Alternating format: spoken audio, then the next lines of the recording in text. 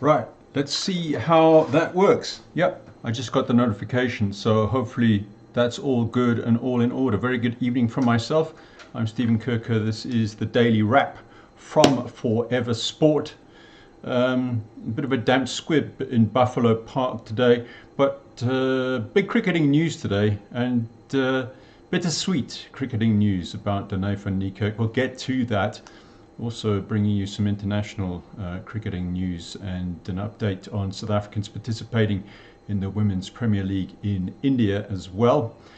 Currie Cup, there's some pretty juicy clashes happening tomorrow. There's the Bulls taking on Western Province, and then the Pumas playing the Lions. Should be two great games to look forward to. We'll hear from two of the camps before that. Also, some European football action. Nicole Garcia, she's in pretty hot form today.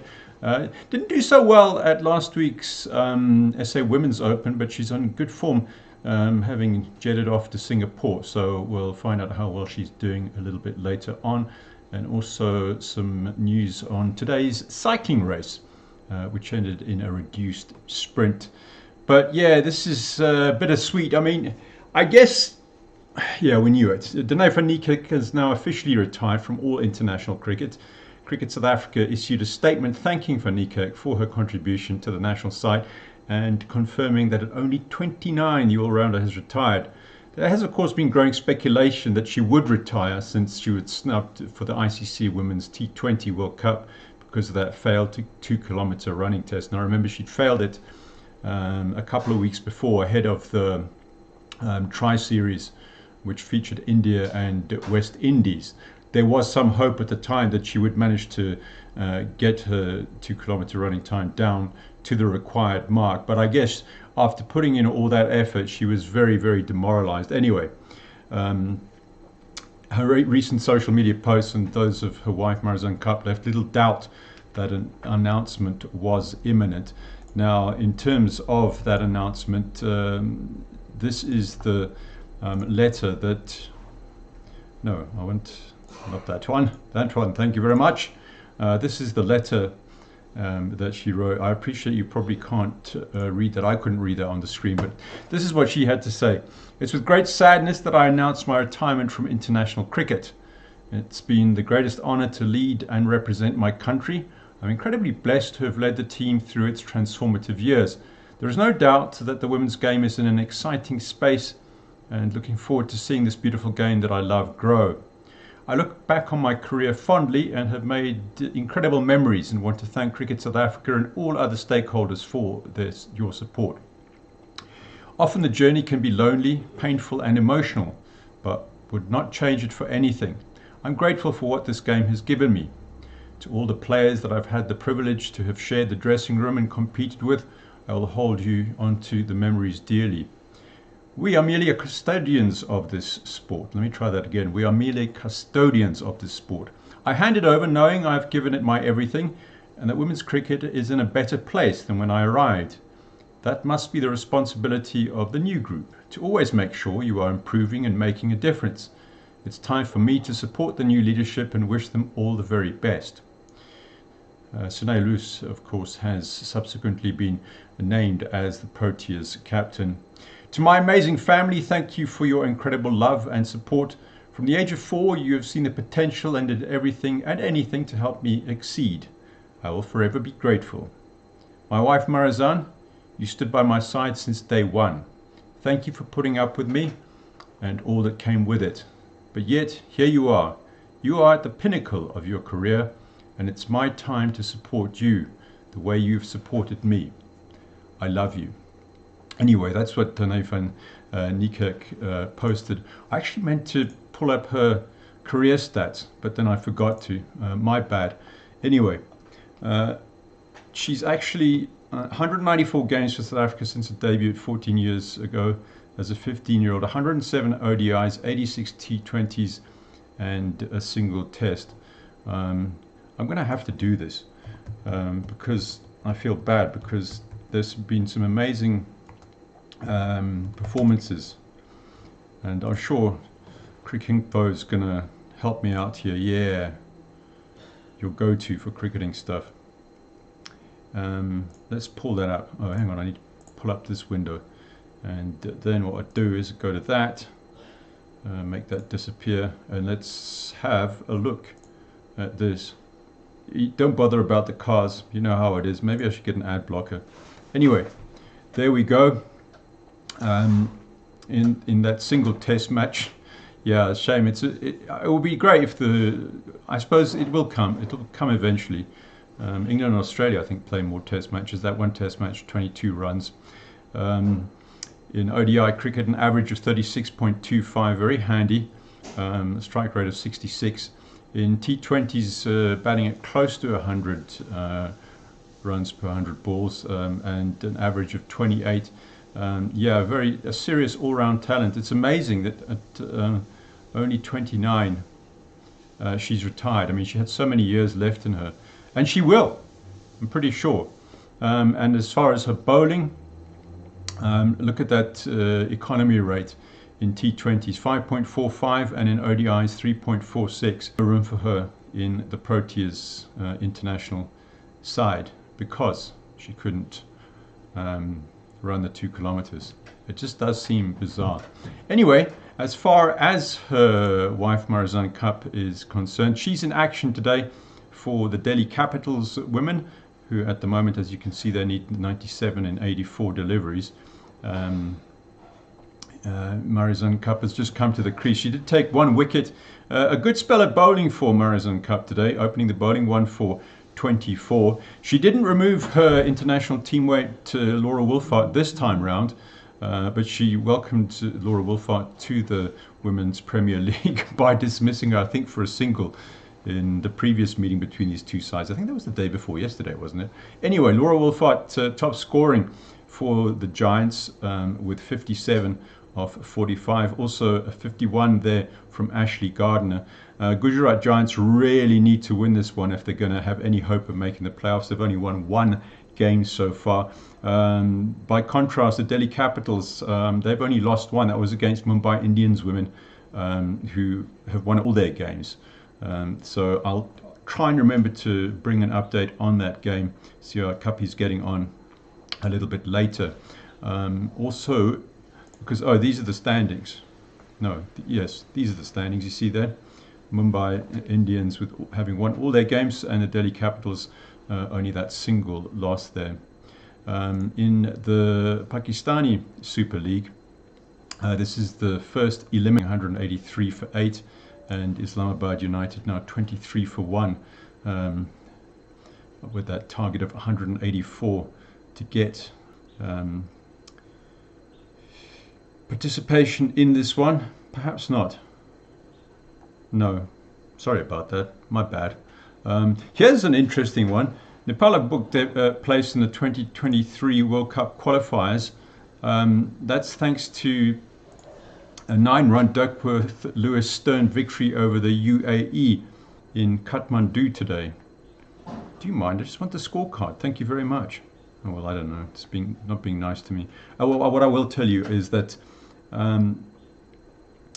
Oman and Scotland, which have also competed in the Cricket World Cup League 2, have also secured direct progress to the qualifiers. They'll be hosted by Zimbabwe in June. Now, incredibly, Nepal has won 11 of their last 12 games. But there was some controversy about today's victory. UAE, they piled up that 310 for 6 batting first. But they failed to bowl their overs at anything like the required over rate. And what that meant was that the light was fading. So the match was called off with 6 overs still remaining. And by that stage, Nepal had reached 260 for 6. The DLS target at that stage, with 6 wickets down, was 269. Now that 7th wicket pair of Gulsan Jha and Dipendra Singh Airy, that was really important because they'd shed an unbroken 44-run stand to keep Nepal in the game. I'm not sure what, if they would have been 7 wickets down, 260 at the same stage, where DLS would have been at that stage. But Asif Khan, shame, on the losing side. Look at that knock, 101 off 42 deliveries in a losing cause. And I guess Rita Aravind, that 94, up the order, maybe a little bit too slow on the day. Nepal putting in a team effort in Kathmandu in front of their home supporters. It must have been an emotional day. Now, rugby. Here we go. That's the log for the Currie Cup. Round 2 of the Currie Cup kicks off tomorrow afternoon with the reigning champions, the Ailing Pumas, taking on the Fidelity ADT Lions at the Mbombela Stadium. With the Pumas having been so clinical in their 63-15 demolition of the Vodacom Bulls in the first round, Lions definitely have to have their work cut out for them. The Bulls host Western Province in the day's second fixture, and based on recent results, are likely to come off second best again. What do you reckon? First Division newcomers, the Novovec Griffins take on the Toyota Cheetahs in Sunday's 2 p.m. kickoff in Velkom, and then the Windhoek Draft Griquas play the South Sea Sharks in Kimberley in the final match of the weekend. Now, as far as the Bulls go, they've been speaking to. Hang on, let me come over here. You have to feast your eyes on my face for a bit. Yeah, let's have this.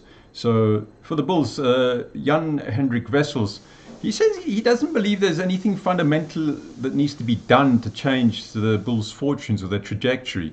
They've had a couple of defeats in the URC and, of course, that blowout against the Pumas in the Currie Cup. So he says the systems are all good. He says it's simply up to the players to get things right. I think there's something big wrong. I think we could have scored a maul try against the Lions, that we could have won the game because we could have scored the maul try against the Stormers at the end. So I think losing a game by 5 points is small margins. Obviously, losing on the weekend with 40 points is not good, and it's not a moment that we lost the game. I think it's a few sequence of moments that we lost the game that build up. I don't think there's anything bad in the camp, or that it's going terrible at the moment, or there's something wrong, something big that's wrong. It's obviously too easy to look at a lot of stuff when you're losing, but I don't think there's something wrong. I just think individually as players and as a group at the Bulls, we need to come together and fix what's wrong.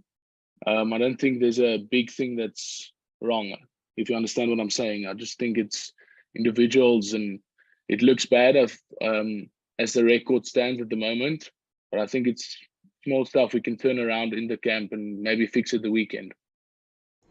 Well, there you go. Wessels says the challenge against Province, he reckons it's going to be similar to that of the challenge they faced against the Pumas. He said the Bulls are going to have to eliminate all the mistakes that have been costing them so much. I think if we compare them against the Pumas, what the Pumas did against us, they're also very unpredictable. They play with loose ball. They can do anything from anything. So obviously our defense system needs to be in place, and we just need to go out with the plan that the coaches gave us this week. So yeah, I don't think we, same as the Pumas, if you give them a lot of ball, they're going to create a lot of opportunities from nothing. So I think if we get that right and play to our strengths and not make silly mistakes that give them opportunities, obviously it will be a good weekend. Yeah, you'd think so. Anyway, crossing over to the Province camp. Now, the Bulls have not named their side for the match yet, but Western Province coach John Dobson, he's pretty confident that the Bulls team that his lads will be facing will be a pretty strong side tomorrow. Dobson's got a thing about the North-South rivalry and also the traditional colours of the two sides. I found this interesting. You know, we see this as our biggest rivalry by a stretch. It goes back 88 years, I think. So, and you could just see that vibe when we were there a few weeks ago. I mean, all the amount of Stormers, Province supporters, and those striped jerseys in the crowd. And I think we've done it. You know, us and the Bulls have done a great job over the last while of sort of restoking that. You know, because it does go through cycles. Sometimes it is the Sharks and the Bulls. Sometimes it was us and the Sharks. You know, that's our. But we regard that as just something, you know, personally, and I think Ernst would agree, there's something about that light blue jersey against the dark, you know, the royal blue and white stripes. It's just a beautiful sight. I'm sure the Bulls themselves will agree with that. So, yeah, it's a little bit of a buzz. I think we got us challenges tomorrow. You know, but no doubt the Bulls will be putting out a very, very strong team, maybe a very URC or even more URC-based team. We're not going that route, but there's a lot of pride in this group, and we're going to fight tomorrow night. But yeah, I think anytime with it. I remember playing in I can't remember what week it was, maybe in our Defence Force week when we had a thing, and the various Defence Forces where the Pretoria one we wore light blue and we wore blue and white stripes. It's still one of the most beautiful sights to be in South African rugby. So that's worth something tomorrow. What are the most beautiful sights? I wonder what Jack White would make. Those two have an interesting little relationship. Anyway, Dobson was also asked about the importance of the Currie Cup. He insists that far from being past the sell-by date, it's as important as ever to SA Rugby. He also believes that Gert Smal, Gert Smal is the guy who hired him at Province. Gert Smal made the comment that the Currie Cup belonged in the museum, but Dobson reckons that whole statement was completely misinterpreted. Currie Cup means a lot to us, both practically from a point of view of trying to build depth, get guys game time, bring them through, coach them, get to know them better. But also, I see a lot of comments made and something about the Currie Cup belonging in the museum. I think, we could of course we could do better with the Currie Cup, but I think those comments from Gert last year, I completely agree. Gert is a guy, probably one of my heroes when I was growing up. Still a hero. He probably gave me and the coaching staff a massive opportunity. I was a little Ike coach and he gave us a Currie Cup, and got a lot of respect for Gert. And I think what he meant was a really good thing. He meant the Currie Cup is very special, and we must keep it special. To keep, that's what he meant by the museum comment, was that how precious it is.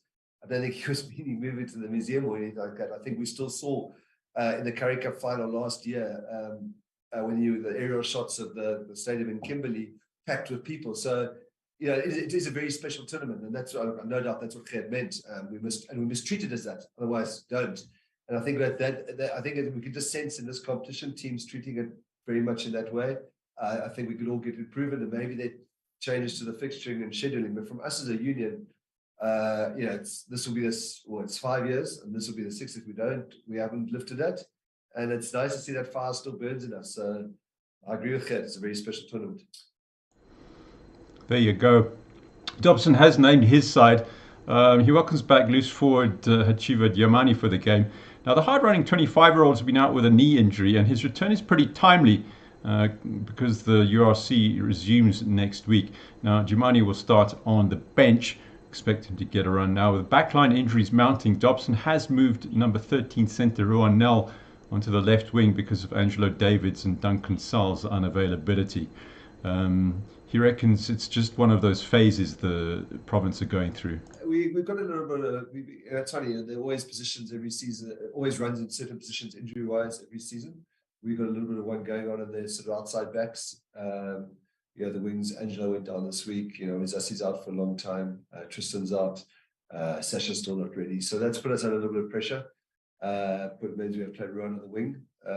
But he's, his first games for us on the wing. And the rest is, as you suggest, purely rotational.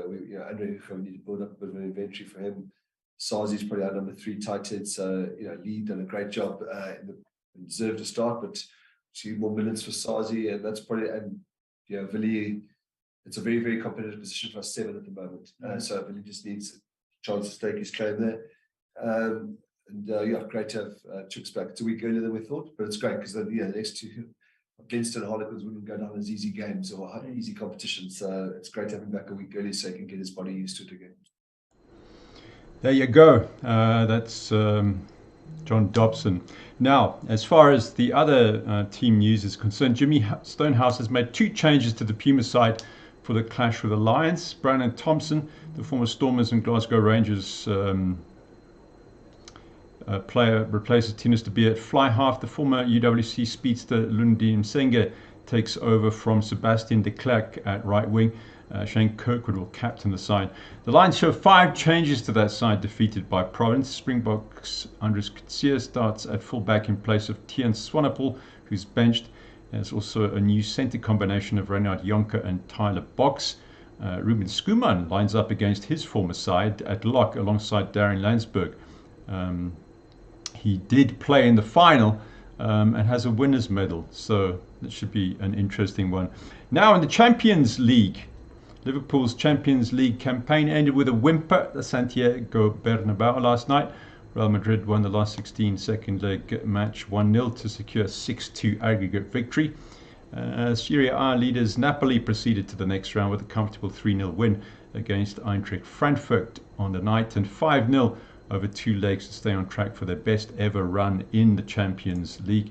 There is further European football action tonight, but it features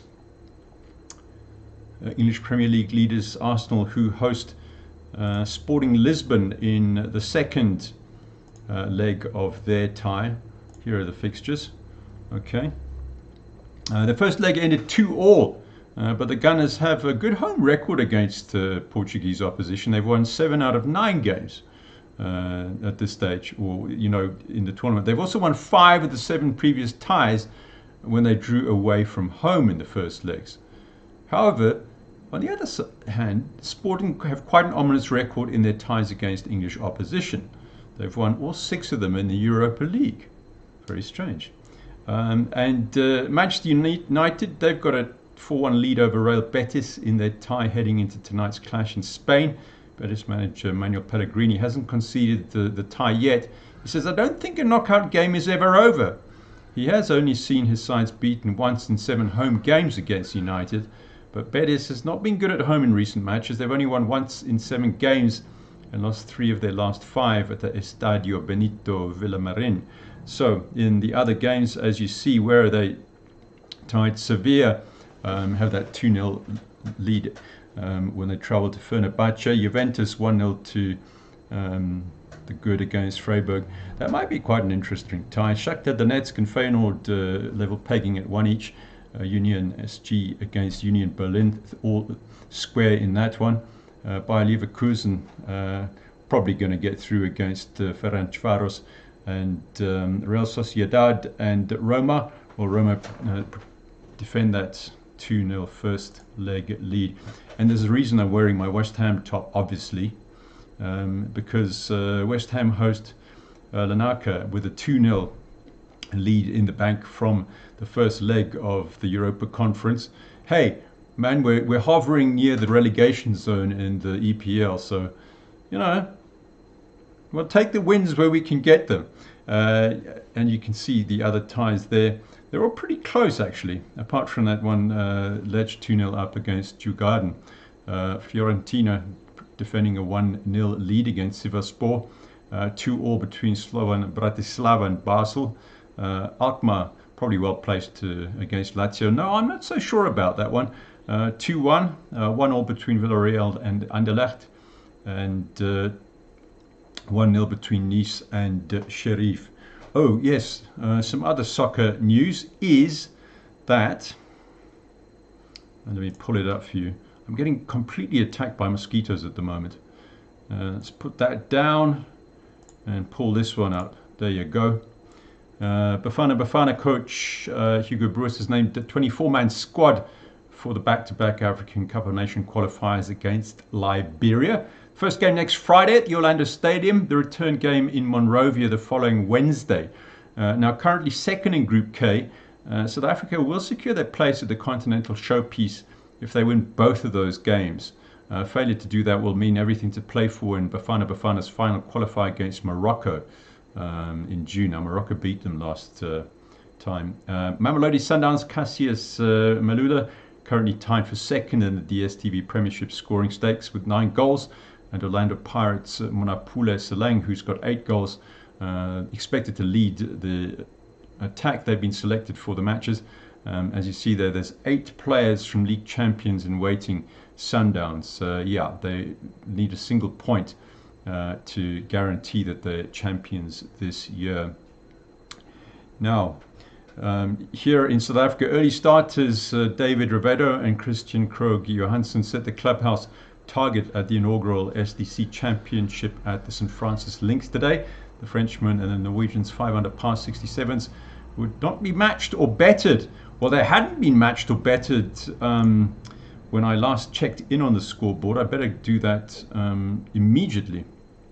And indeed, have a look at it there. you can see that no one else has come close to them. So it was a really, really early start for them. And in fact, Roberto, he said he wasn't too happy with the fact that he was had to tee off so early and had an early wake-up call. But I guess he was feeling a lot better about life at the end of his round. Hi, it was a really nice morning. Wake-up call was pretty hard, but yeah, I played really solid golf in windy conditions, and I'm really happy with my game. Nothing was bad this morning, obviously, but I think my putting was really solid. And from the past few weeks, it was not that good, so I'm really happy with my putting this morning. I just know I played really solid. If the wind keep like this, I think 5 under is going to be a good score. I don't think it's going to be leading this afternoon because I'm always a hot guy, but I'm really happy with my score. It's a really nice track. Obviously, it needs the wind to play like in nice conditions, because without the wind for us, it'll be I won't say easier, but a bit easier. But with the wind, it's really, really like nice to play. It's really fun, and we got nice tee shots to it, nice second shots, really nice track.